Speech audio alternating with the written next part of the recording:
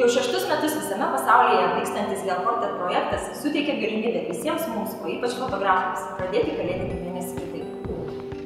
Šio projekto metu fotografų, vizažistų, kirpėjų ir savanorių komanda sukuria mažą šventę tiems, kurie negali sau leisti profesionalios fotografijos paslaugų.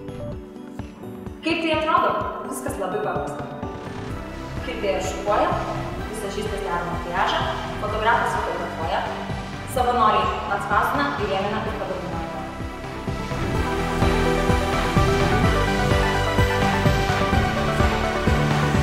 Taigi šiemet mes su Gelportet komanda vykome į Ukmergės rajoną, ten esančius Jasuliškių socialinės globos namus, kuriuose fotografavome 64 žmonės ir atidavėme 76 portretus.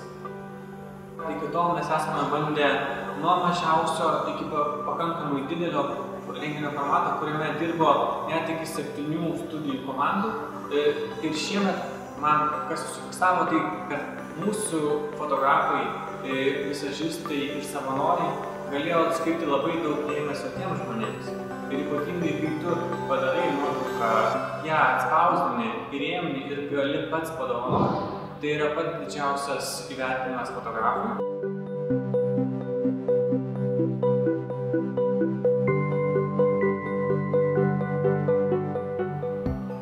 Tai, ką mes darėme šiemet, tai buvo mažiausia, ką galima padaryti tiem žmonėm.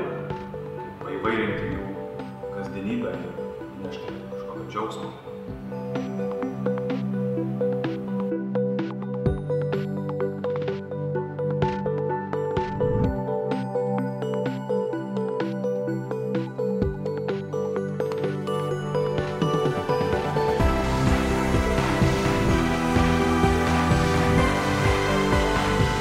Dar nesibaigus šiai dienai, mes laukiam kitų metų 1. gruodžio šeštadienio ir noriu